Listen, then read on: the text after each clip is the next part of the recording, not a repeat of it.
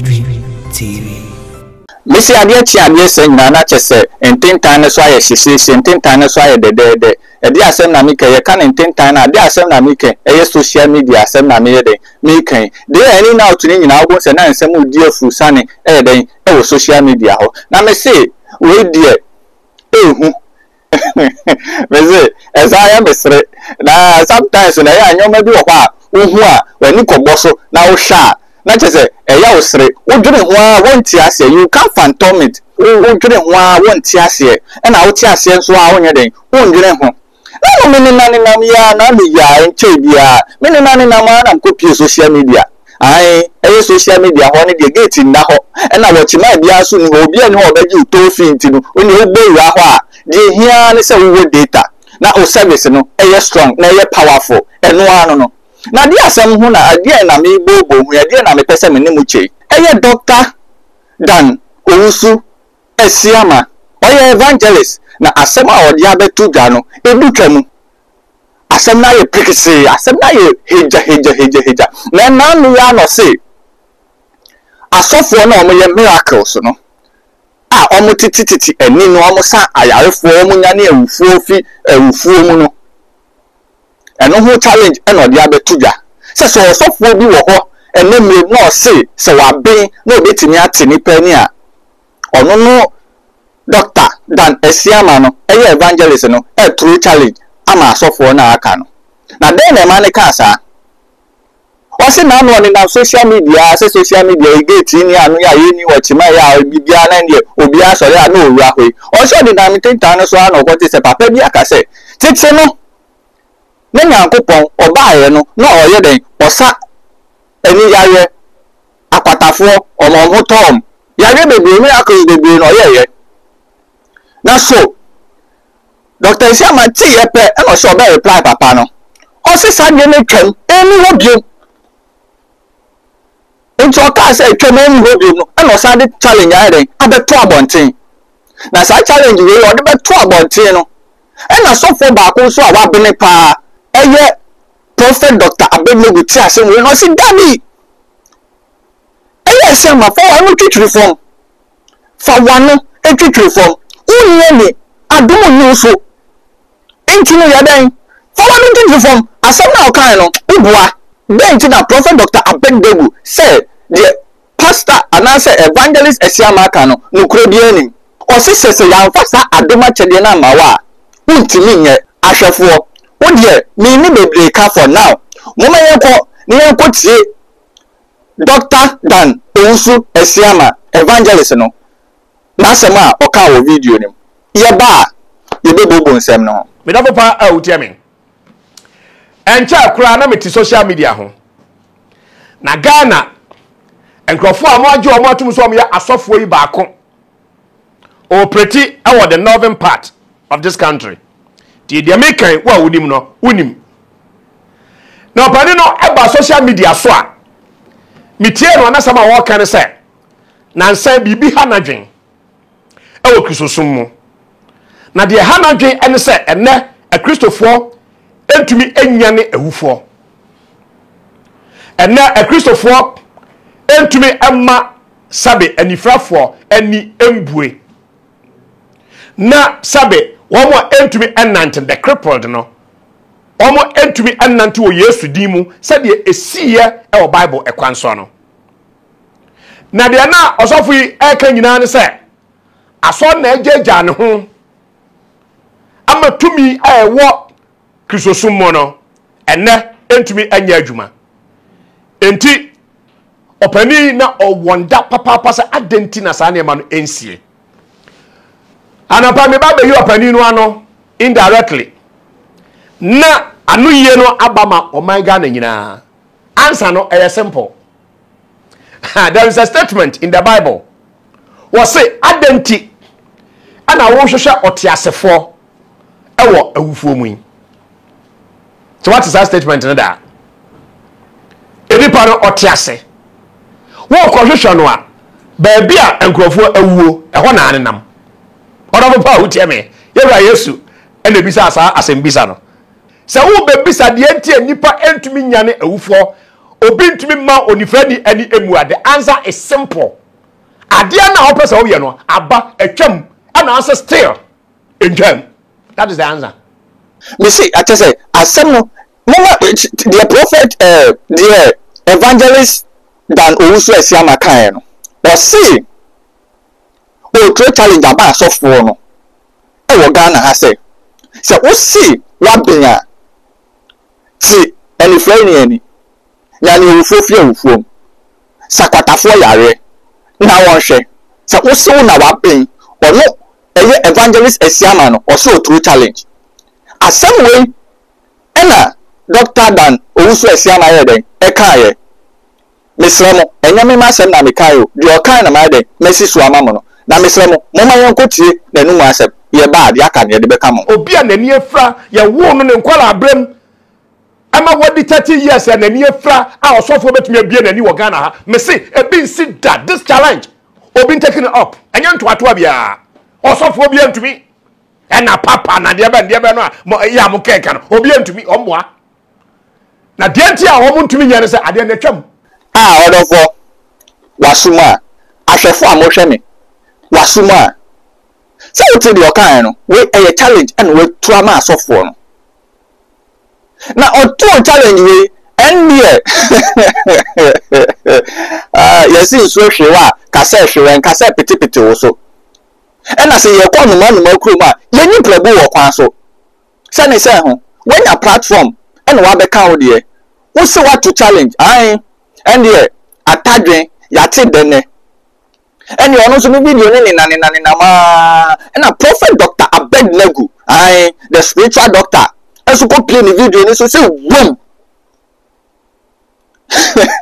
na just a challenge you know by all means look at that ebeba so and ye prophet Dr. Abednego so edo na no musem ye den ebetu dwa o say evangelist Dan Owusu Esiama ekasa asem ne dia na ndi enye nyame na ye den efre no asem no mu ye rem enye nyame na efre ne sen se enye nyame na efre na anko beba be kasa ai prophet Dr. Abednego say enye nyame na efre evangelist Esiama na so ono so ni church ma ode ye den ode ma ye ni but am pese me ka bibi fa ho but mo ma ye kwoti prophet no na nu mu asem ye ba ni apensem sem mienu no ni ahwe se wonti bibi ase a mesrew say obedo comment ebeba comment section na say ja comment wo ho ye ntra adwen ye nto ato adwen mesrew atamdidie bi enka ho mo ma ye nkohwe ne mra me ho say e blasphemy se na radio asem say e dey dey chiri ebususem nkuto no mmeka na obisa say sa nipa na organ Esiama no oye hina oye nyame sofo oye ben sofo nyame sofo nyame ben sofo nyame ye nyina yesum ni we hina na esum okoto ye nyame ogwan ye nyame menkani ye nyame aponchi ye nyame obi ante nyame ben na esum anse ne wo onyame a ne sesu ene Yesu Kristo. Okay. Papa wono wo se o preach Yesu. Why next man is o preach Yesu a Esiama brother Esiama no why next on ko preach Yesu. Me say that we why next also your suffer. Na o kan ho asem also your suffer. Why next why na ka kire no say on ko preach Yesu. And on kuku no dey aduma. And na on kuku ka kire say we see on kasa bi onya wande onya sakire no miracle. Brother Esiama you a liar. You are a thief and a robber in the kingdom of God. Let me tell you, it is written, John 10:27. It is written, my sheep hears my voice. Or you know the way to manage. Esiama is not anything, don't know anything about the mysteries of the kingdom of God. Okay. It is written, my sheep hears my voice. Peter, do you love me? Feed my sheep. Today, let the whole world hear and know that Jesus said, I am the true vine. My Father is the husbandman. Ye are the branches. John 15 verse 1.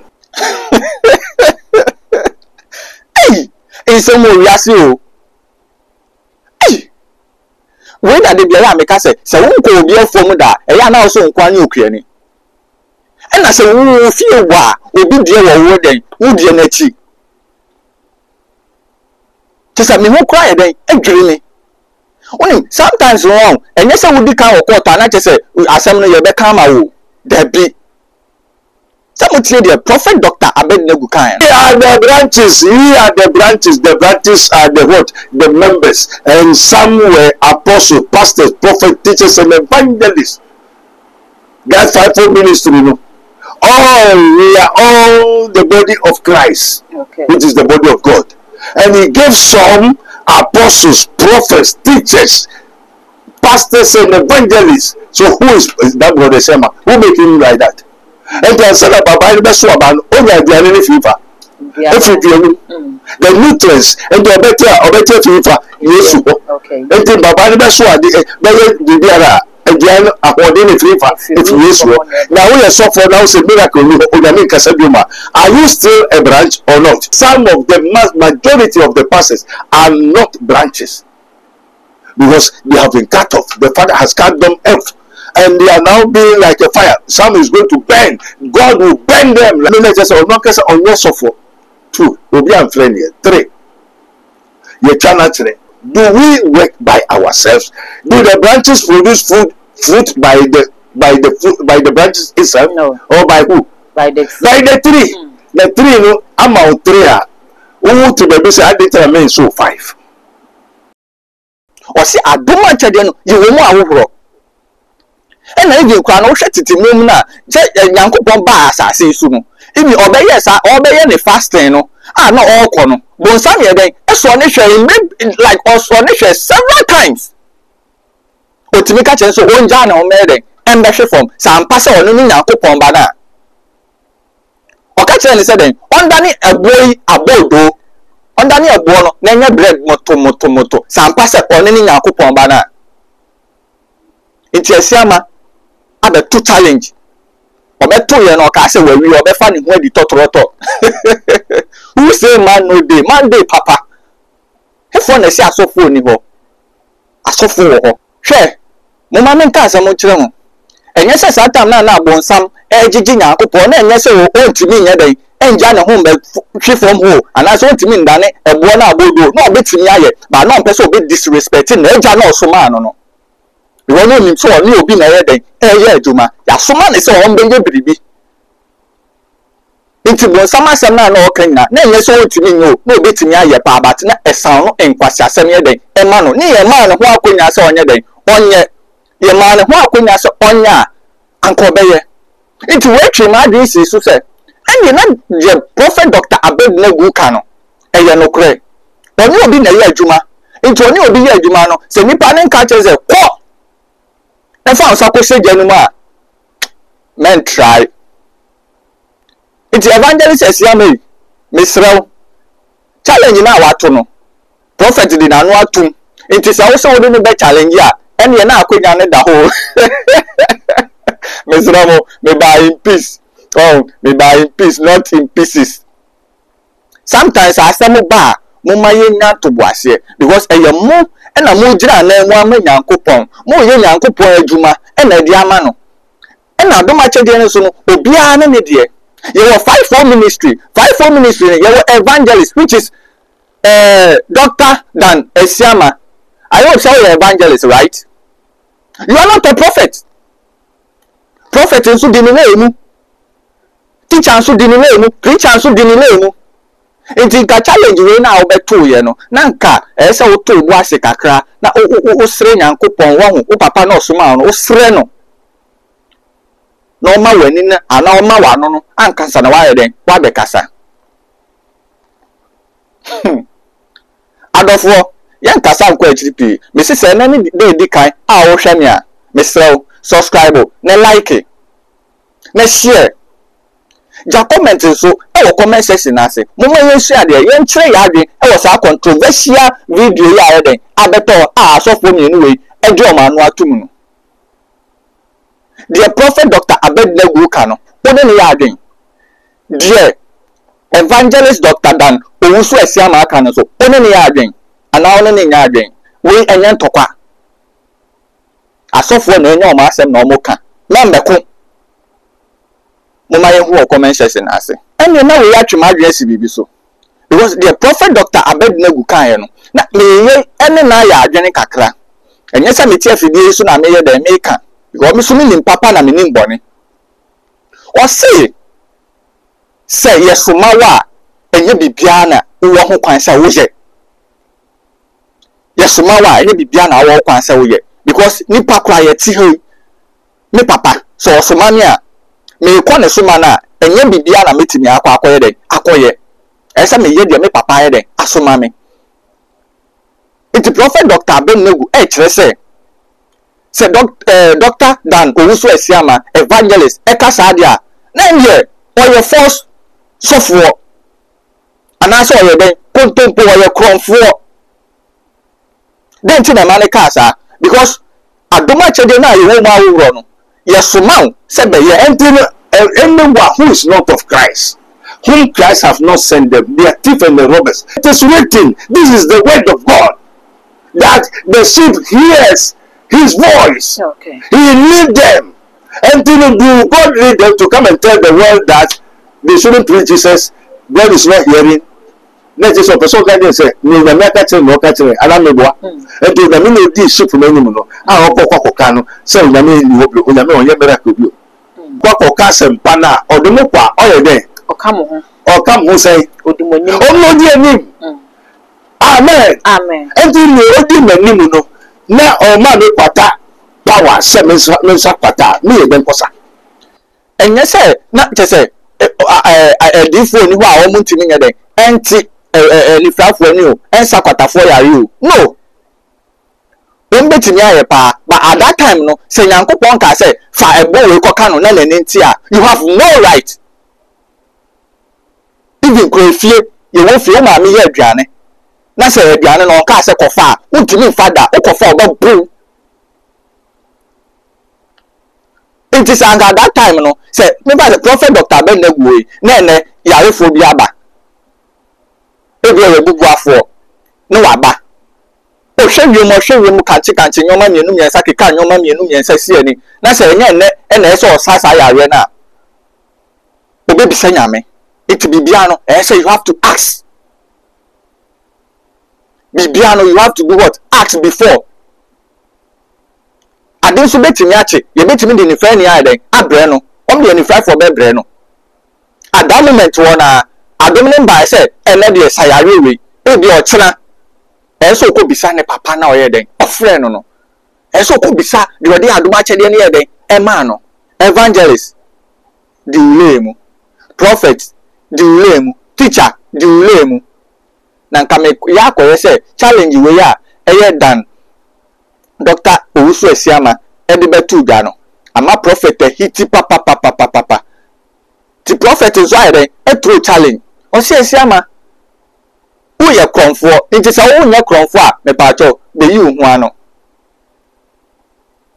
ahwefo me sese na ni da di kan e na wo hwe me a subscribe like ne comment do me samo atam didi enim ye kire ya adwen e ya de ni Yesu a awiye mremu no ennyoma ekoso no me no mienu ye nim ebia true way no video we a wo hwe no na wanya adwen sakira na nyame apija ne nsa wo so ene ne da di kan a wo hwe me a subscribe na like na share da bia wo hwe ye free bia so no tro e wo comment section na ase makramo